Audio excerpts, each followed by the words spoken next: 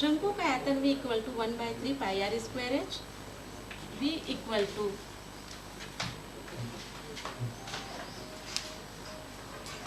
V equal to 1/3 pi r की जगह में हम 6h पुट करेंगे। इस आर की जगह में 6h स्क्वायर इंटू एच, जो कि हमको मिल जाएगा 1/3 पाई 6h into 6h into H. 3 1 जा 3 2 जा, हम कर लेते हैं, कैंसिल आउट कर लेते हैं। तो V equal to 12 pi h का क्यूब मिल जाएगा हमको। अब हम इसका t के सापेक्ष अवकलन करेंगे। t के सापेक्ष अवकलन करने पर d by d t v का अवकलन d by d t 12 pi h cube का अवकलन करेंगे।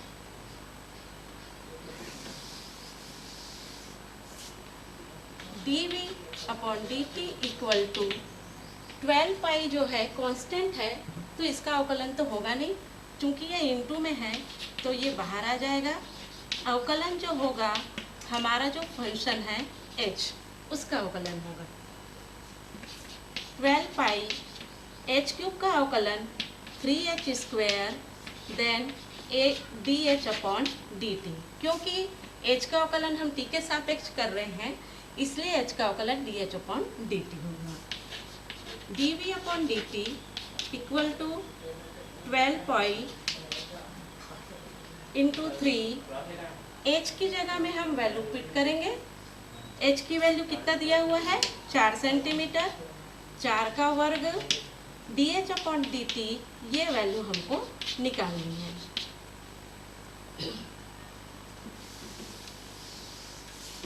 यहाँ हम dv अपॉन dt की जगह वैल्यू पुट कर देते हैं, जो कि था 12 सेंटीमीटर क्यूब पर सेकेंड। 12 बन जा 12 बन जा, ये कैंसिल आउट हो जाएगा। तब 1 अपॉन 4 का वर्ग करेंगे 16, 16 दिया 48 पाई, ये हो जाएगा dh अपॉन dt। तो हमको शंकु के ऊंचाई के बढ़ने की दर जो मिल जाएगा 1 अपॉन 48 पाई सेंटीमीटर पर सेकेंड। सेंटीमीटर क्यों लिखा, सेंटीमीटर क्यूब क्यों नहीं लिखा, क्योंकि ये ऊंचाई है, तो ऊंचाई की इकाई सेंटीमीटर में लेंगे और ये सेकेंड टाइम के अकॉर्डिंग है पर सेकेंड लेंगे। तो आप लोगों को ये प्रश्न समझ में आया होगा। नेक्स्ट एक क्वेश्चन और ले लेते हैं।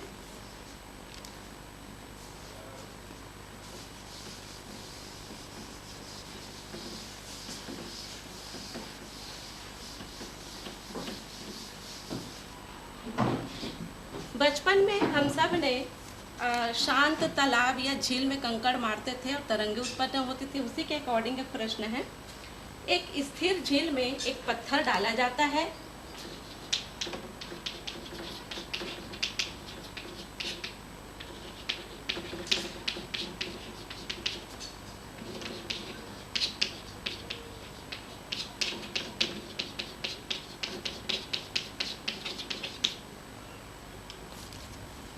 और तरंगे वृत्तों में, जिनसे तरंगे बन रही हैं, वो तरंगे वृत्तों में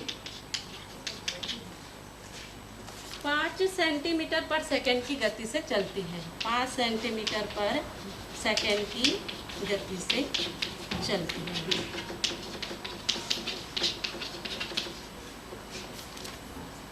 जब वृत्ताकार तरंग की त्रिज्या 8 सेंटीमीटर है,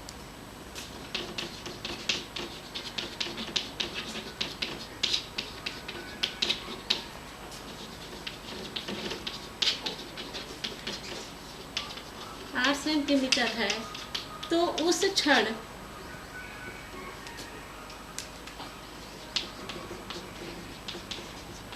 घिरे हुए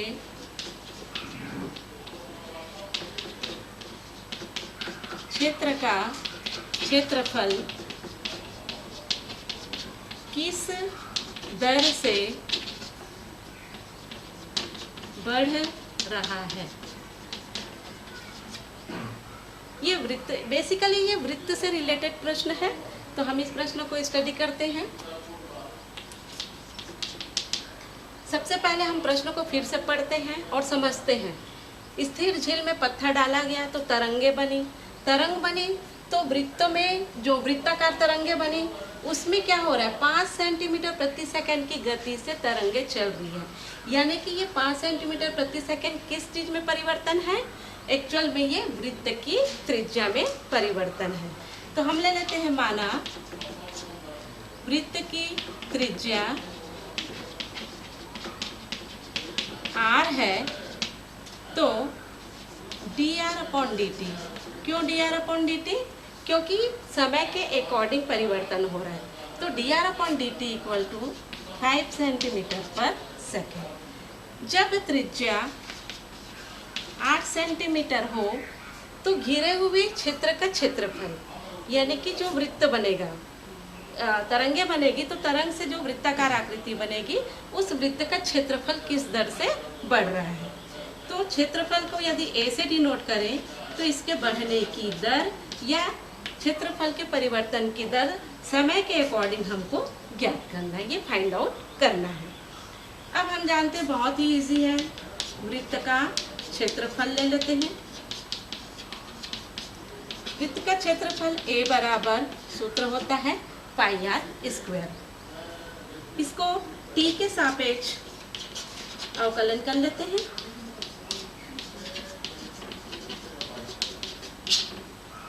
D a upon d t हो जाएगा, या d by d t of a equal to d by d t pi r square. D a upon d t equal to pi constant है, सामने ले आएंगे, अवकलन होगा हमारा आर के अकॉर्डिंग। आर का अवकलन होगा टी के सापेक्ष। तो यहाँ पर आर स्क्वायर का अवकलन क्या हो जाएगा, 2r, और r का अवकलन dr/dt। ये जो है आपको पता होगा, d/dx x to the power n का अवकलन करते हैं तो n x to the power n-1, इस सूत्र का इसमें प्रयोग किया गया। dA/dt equal to 2 pi, r की वैल्यू हम पुट करेंगे 8 सेंटीमीटर, देन dr/dt की वैल्यू है 5। तो dA/dt इक्वल टू हमको मिल जाएगा 80 पाई। चूँकि ये एरिया है तो एरिया के लिए क्या लिखेंगे, सेंटीमीटर स्क्वायर। वर्ग इकाई होता है एरिया का, तो सेंटीमीटर स्क्वायर, और बटा ये dt यानी कि पर सेकेंड। तो ये हमारा आंसर निकल के आ जाता है। उम्मीद है आपको राशियों के परिवर्तन पर आधारित ये प्रश्न समझ में आए होंगे। आगे हम चलते हैं।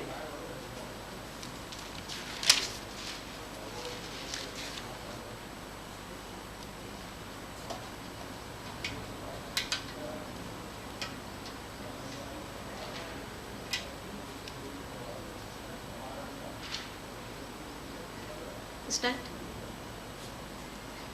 आगे एक प्रश्न की तैयारी और कर लेते हैं जो कि इम्पोर्टेंट है, एग्जाम में आ सकता है। प्रश्न है, हवा के एक बुलबुले की त्रिज्या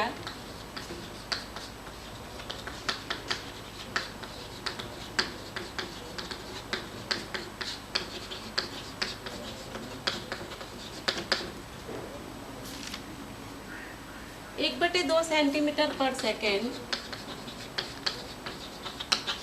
की दर से बढ़ रही है।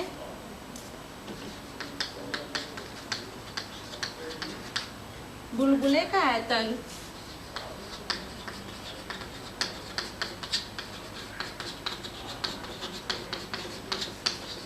किस दर से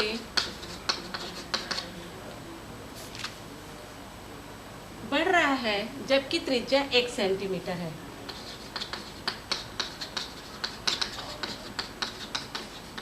जबकि त्रिज्या 1 सेंटीमीटर है। ये बुलबुला यानी कि गोला, गोला से रिलेटेड प्रश्न आता ही है, तो हम इसको देख लेते हैं। यहाँ पर बुलबुले की त्रिज्या,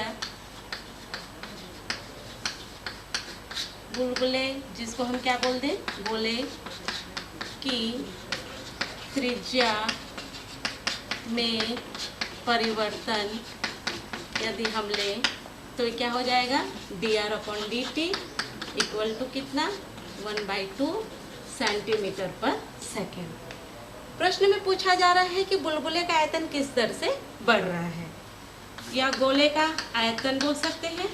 तो गोले के आयतन के परिवर्तन की दर हम ज्ञात करेंगे, dv/dt। हमको ये फाइंड आउट करना है कब, जब त्रिज्या कितना हो, त्रिज्या r इक्वल टू 1 सेंटीमीटर हो। ठीक है, अब फिर से हमारे पास आयतन वाली बात आई है, तो हम अब किसका आयतन लेंगे, गोले का आयतन। गोले के आयतन का सूत्र, राशियों के परिवर्तन की दर ज्ञात करने के लिए गोले का, घन का, घनाभ का या वृत्त का, ये सब का सूत्र हम लोग को पता होना चाहिए। तो v इक्वल टू, गोले के आयतन का सूत्र v equal to 4/3 pi r त्रिज्या, t के सापेक्ष अवकलन कर देते हैं।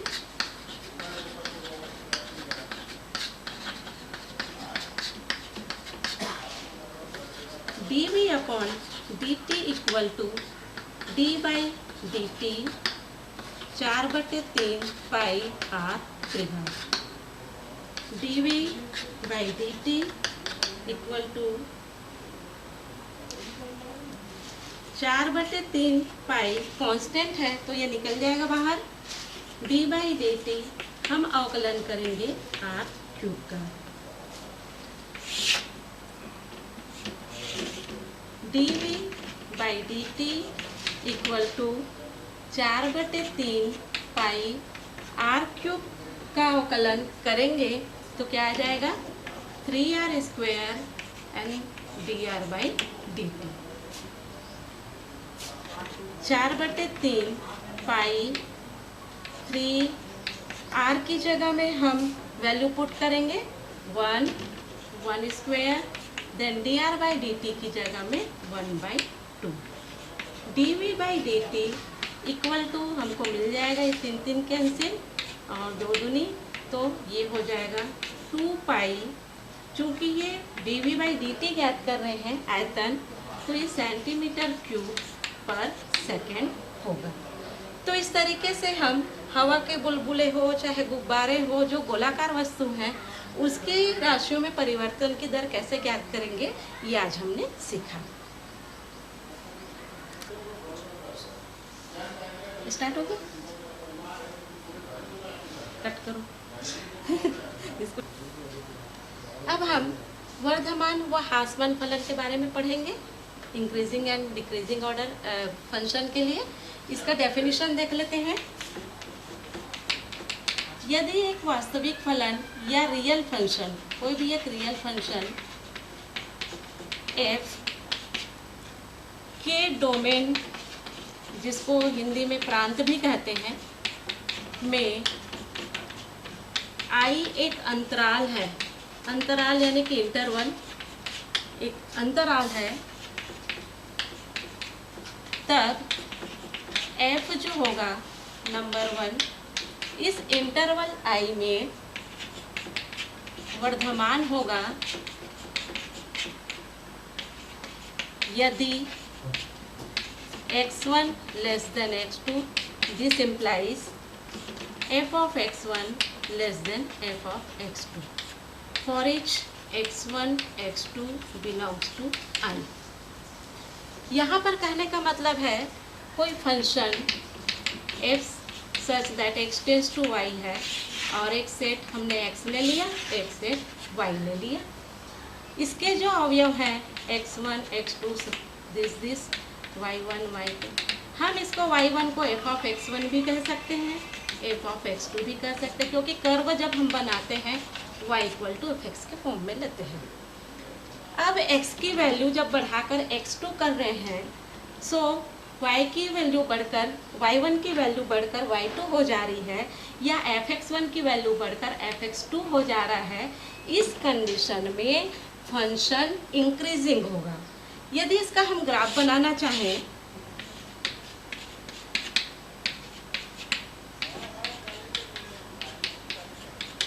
तो यहाँ पर जैसे जैसे x की वैल्यू बढ़ती चली जाएगी, y की भी वैल्यू इस तरीके से बढ़ती चली जाएगी। तो एक कर्व बनेगा जो कि जैसे जैसे x का मान बढ़े वैसे वैसे y यानी कि fx का मान बढ़ता जाता है। तो ये एक इंक्रीजिंग कर्व होगा। यदि इसके किसी पॉइंट पर हम एक स्पर्श रेखा खींचें तो ये स्पर्श रेखा x अक्ष के साथ जो कोण बनाता है वो कोण एक्चुअल में कैसा कोण बनेगा? न्यून कोण बनता है। ठीक है, तब उस कंडीशन में टेन थीटा यदि हम निकालें तो टेन थीटा की वैल्यू पॉजिटिव आती है। पॉजिटिव क्यों?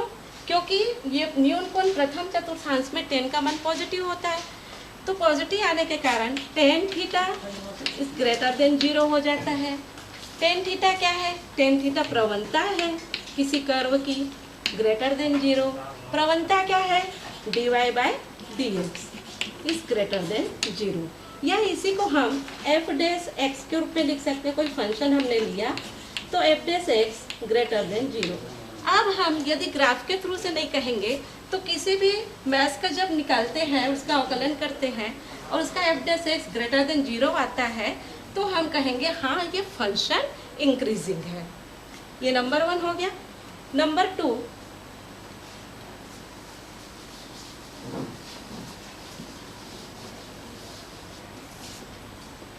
सेकेंड नंबर, अंतराल I में f जो है ह्रासमान होगा यदि x1 less than x2, this implies f of x1 greater than fx2। यहाँ पर चीज़ें थोड़ी सी चेंज हो गई हैं। x1 का मान बढ़ाकर x2 कर रहे हैं तो y1 का मान बढ़ने के बजाय घट रहा है, y2 हो जा रहा है, ये घट रहा है। ऐसे कंडीशन में यदि हम इसका ग्राफ बनाएं तो ग्राफ हमारा इस तरीके से बनेगा। कोई भी कर्व हो, चाहे सरल रेखा बने चाहे कर्व बने, तो वो इस तरीके से बनेगा। जैसे जैसे x का मान बढ़ाएंगे y का मान कम होगा, y यानी कि fx, उसका मान कम होगा। इसके किसी पॉइंट पर यदि हम स्पर्श रेखा खींचें तो ये स्पर्श रेखा x अक्ष के साथ जो कोण बनाती है वो कोण अधिक कोण होता है। और अधिक कोण यानी कि 90 अंश से ऊपर, 90 अंश से ऊपर यानी कि टेन थीटा द्वितीय चतुर्थांश में कैसा हो जाता है? निगेटिव वैल्यू आता है टेन थीटा का। उस कंडीशन में tan theta is less than 0। Tan theta को हम प्रवणता कहते हैं less than 0। dy by dx less than 0, जिसको हम f डैश x भी कहते हैं, ये लेस देन 0। तो किसी डेरिवेटिव को आप जब सॉल्व करते हो और आपका f dash x is less than 0 आता है तो आप ये बता सकते हो कि उस अंतराल में या उस अंतराल में फंक्शन कैसा है? डिक्रीजिंग है।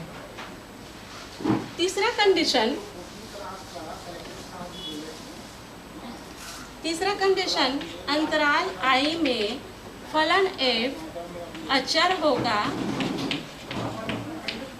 जब fx की वैल्यू c मिल जाए।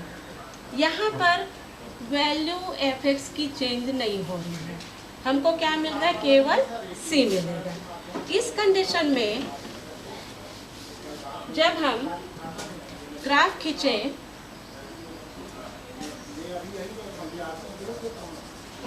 x की वैल्यू जैसे जैसे बढ़ती जाएगी पर y की वैल्यू तो चेंज होनी नहीं है।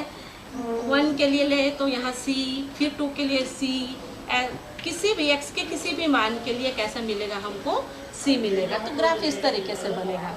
तो ऐसे कंडीशन में फलन f क्या हो जाएगा? अंतराल I में अचर होगा। तो ये इसकी मेन जो कॉन्सेप्टिंग डेफिनेशन था वो मैंने आपको बताया। इससे रिलेटेड बहुत सारे थ्योरम्स और डेफिनेशन और भी हैं जो आप देख सकते हैं।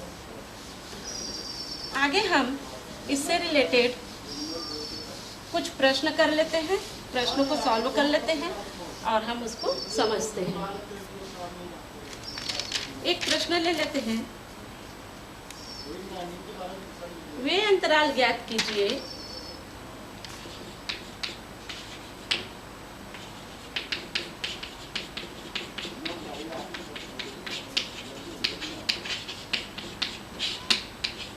वे अंतराल ज्ञात कीजिए जिसमें फलन f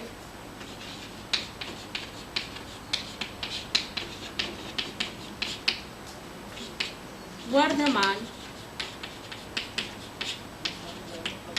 या ह्रासमान है।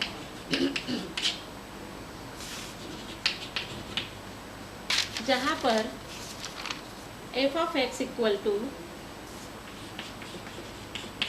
हमें दिया गया है x square plus 2x plus 5, ये हमको दिया गया है। इसके लिए हम क्या कर लेंगे, fx हमको दिया गया है, सॉल्यूशन हम देख लेते हैं। जैसे हमने एफ डैश एक्स के लिए चर्चा किया था, एफ डैश एक्स यदि ग्रेटर देन 0 है या लेस देन 0 है तो इंक्रीजिंग एंड डिक्रीजिंग होता है। तो यहाँ पर हम एफ डैश एक्स निकालेंगे, यानी कि एक्स के सापेक्ष अवकलन करेंगे। एक्स स्क्वायर का अवकलन 2x, 2x का अवकलन 1 और 5 चूँकि अचर है अवकलन 0 हो जाएगा। अब यहाँ पर हमको मिल गया f dash x equal to 2x plus 2। अंतराल ज्ञात करने के लिए हम क्या करेंगे,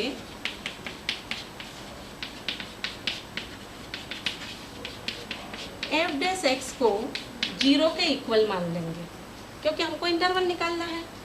तो 2x plus 2 equal to 0, then x plus 1 equal to 0, x equal to मिल जाएगा -1।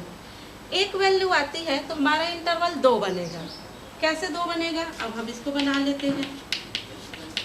-1 से -∞ ओपन इंटरवल बनेगा, क्लोज इंटरवल नहीं करना है, ओपन इंटरवल। वह -1 से +∞ की। तो इस तरीके से 2 इंटरवल बनेंगे। अब हम यहाँ पर इंटरवल 1 में ∞ से -1 में हम थोड़ा सा स्टडी करेंगे। इसके लिए हम देखते हैं एफ डैश एक्स की वैल्यू क्या होगी।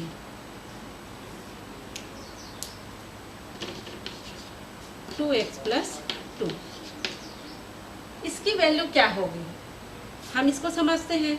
चूंकि -1 से छोटी राशि लेना है, जैसे कि -2, मान लीजिए इसमें -2 हमने पुट किया तो -2 प्लस 2, तो ये जो भी वैल्यू आएगा ये किस में आएगा, निगेटिव आएगा। यानी कि हमको एफ डैश एक्स की वैल्यू कैसे मिलेगी, निगेटिव। कोई भी वैल्यू पुट करके आप देख लीजिए निगेटिव मिलेगा। तो हमको ये चीज़ समझ आ जाएगा कि F dash x is less than 0। अतः हम ये कह सकते हैं इंटरवल -∞ -1 में एफ एक्स क्या है, ह्रासमान होगा, ह्रासमान होगा। ये इस इंटरवल में हमने पता कर लिया। दूसरा कंडीशन हम देख लेते हैं।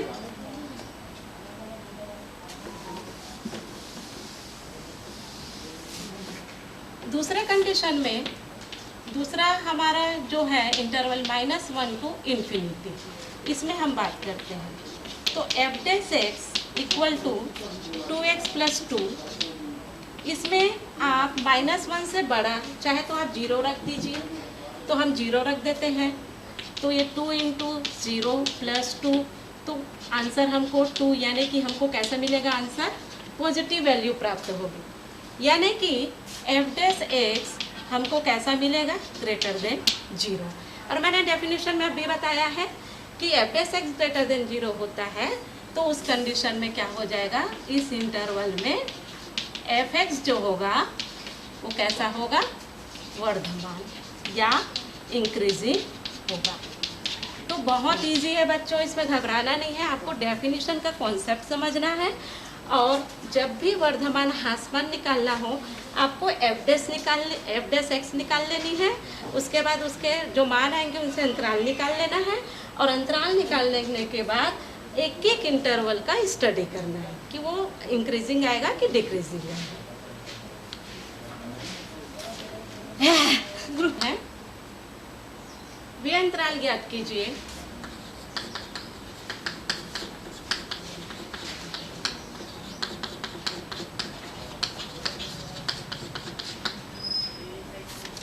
जिसमें फलन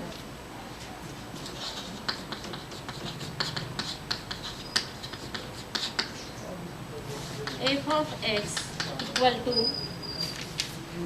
2x cube minus 15x square plus 36x plus 1 पर वर्धमान या ह्रासमान है।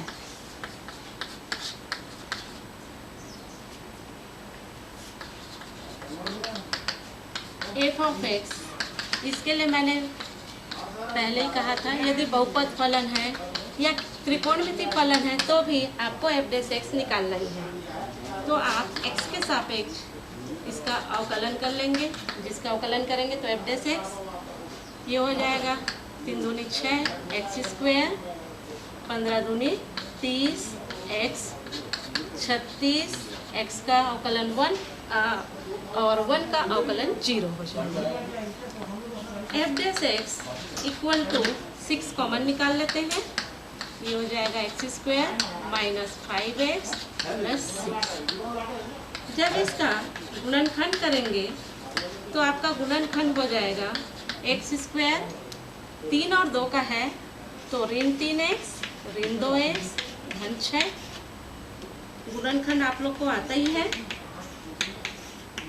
x कॉमन निकाल दें, x माइनस 3, यहाँ से हम 2 कॉमन निकाल लेंगे, x माइनस 3 बचेगा। इस तरीके से हमको f dash x equal to 6 x minus 3 और ये हम देखते हैं x माइनस 2, ये गुणनखंड निकल के आ जाएगा। अब हमको मालूम है अंतराल ज्ञात करना हो तो अंतराल ज्ञात करने के लिए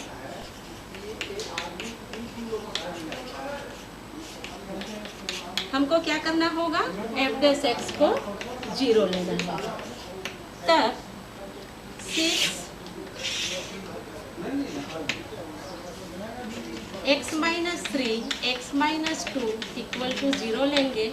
आप जब इसको सॉल्व करेंगे, एक बार x माइनस 3 इक्वल टू 0 ले लेना तो ये हमको x की वैल्यू 2 और 3 मिल जाएगी। 2 वैल्यू मिलेगा, इसका मतलब है अंतराल 3 बनेंगे। सारे अंतराल ओपन इंटरवल में बनेंगे। एक इंटरवल बनेगा हमारा 2 और 3, दूसरा बनेगा 3 से इंफिनिटी और एक बनेगा 2 से ये माइनस इंफिनिटी। तो इस तरीके से 3 अंतराल बन जाएंगे और ये तीनों अंतराल को अब बारी बारी से हम स्टडी कर लेते हैं। तो माइनस इंफिनिटी टू 2 में हम बात करेंगे। इसमें हम देखते हैं f डैश x की वैल्यू हमको क्या मिलेगी, 6 x minus 3 x minus 2 value क्या मिलेगी। यहाँ पर हम चर्चा करते तो 2 से कम यदि हम 1 रखें, मान लो इसमें 1 रखेंगे तो ये निगेटिव मिलेगा, 1 रखेंगे तो ये भी हमको निगेटिव मिलेगा। तो यहाँ हम देख रहे हैं ये हमको पॉजिटिव वैल्यू मिलेगा। देन पॉजिटिव मिलेगा, इसका मतलब ये हो जाएगा ग्रेटर देन 0। तब हम कहेंगे कि फलन कैसा है, इस अंतराल में फलन कैसा है, वर्धमान। हम ये स्टडी कर लेंगे। दूसरा इंटरवल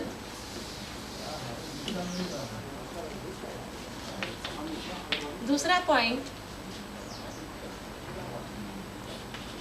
इंटरवल 2-3 में हम बात करेंगे। यहाँ पर हम देखते हैं तो f डैश x की वैल्यू कैसे हमको प्राप्त होगी। तो हम देख रहे हैं 6 x माइनस 3 x माइनस 2, 2 और 3 यदि 2.5 हम पुट करके रखें तो हमको यहाँ पर की वैल्यू निगेटिव मिलेगी और यहाँ की वैल्यू पॉजिटिव मिलेगी। कुल मिला के हमको f डैश x कैसा मिलेगा, लेस देन 0। इस इंटरवल में तब हम कहेंगे कि f जो है वो कैसा है, ह्रासमान है। तीसरा कंडीशन में हम तीसरा इंटरवल को लेते हैं 3 to infinity में। इस इंटरवल में हम बात करेंगे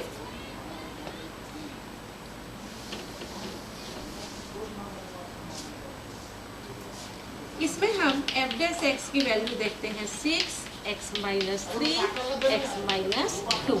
जब हम इसमें देखेंगे 3 से बड़ी संख्या हमको रखनी है तो ये क्या हो जाएगा पॉजिटिव, और ये भी कैसा मिलेगा हमको पॉजिटिव मिलेगा।